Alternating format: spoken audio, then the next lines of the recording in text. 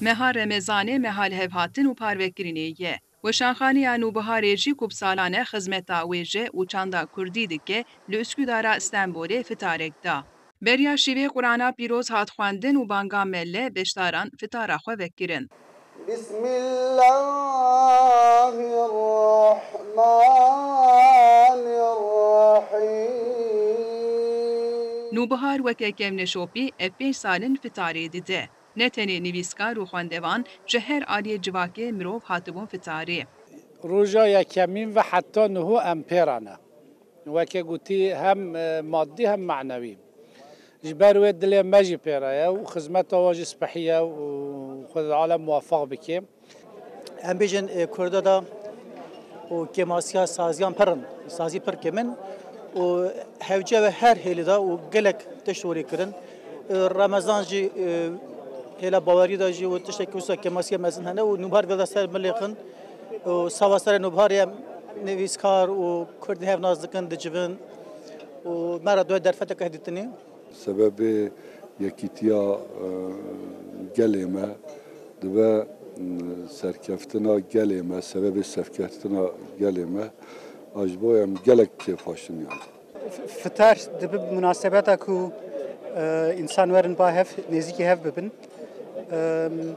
دوی عصرهانی دا ام کرد محتاجی کاری کاملتینه جار نوبهاری جی ev roja hezkirinê roja biratiyê roja aştiyê avakirî xwedê ji we wan teve ve razî bû gelek şevek baş bû. Nûbihar ev 23 salin weke dibistaneke Kurdî dixebite. Yani em bêjin ji ber ku di Tirkiyeyê şeftên Tirkiyeyê dibistan tune bû xwendin û nivîsandin bi Kurdî tune bû ev mekteb ev weşanxane û kovarê bi tarzê mîna Nûbiharê ji xwendevanê xwe re ji nivîskarê xwe bûne weke mekteb û weke mekteb xebitî. Bi rastî jî di nav hemû weşanxaneyên Kurdî de ne tenê wek weşanxaneyekî wek saziyekî wejeyî wek saziyekî siyasî wek saziyekî çandî bi her awayî xwe ve karê têr û tijî dike. Ev gelek sala xizmetekê gelek hêjayî ji bûna milletê Kurd dike û navinciya ne îfrata ne tefrîta.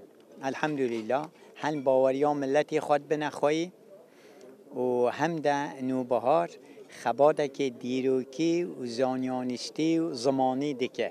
Hêvîdarin xebatê çandî ê Nûbihar pêşkewtî be û gelek xebatekî baş çê dikin. Em gelek ew xebatê wan dipijirînin û gelek xweş li gel xebatê wan û em hêvîdarin înşallah sala şeşa da jî em dîsa li vê derê beşdar bin. یک قلبا روناهی دکه ایمانه لی عقلی روناهی دکه علم فن ادبیات افتشته هر دو کا بگوه هفدو هنگی وکه طایرک ده چنگی وی هم بکاره بفره خدمت نوبهاره وکه هر دو کا بگوه نه هفدو نیکا کامل دبت او طایر بکاره بفره ملت ما کرمان جی و یه بندس جی همی جی وید خوازه دبیجه مدوه خدمتک هبت ام تعویزش دینه خوشی ندی ام تعویزش ملیت خوشی ندینه. Beşdar dibêjin Nûbihar kareki hêja dike divê em giş li balê bin. Nûbiharê ben hakikaten çok önemsiyorum. Nûbihar bi min gelekî hêja ye. Lewra li Tirkiyeyê ji bo hebûn û wêjeya zimanê Kurdî kedeke mezin daye. Ji bo mîleta mislimanan a bi Kurdî ev kuwareke gelekî hêja ye.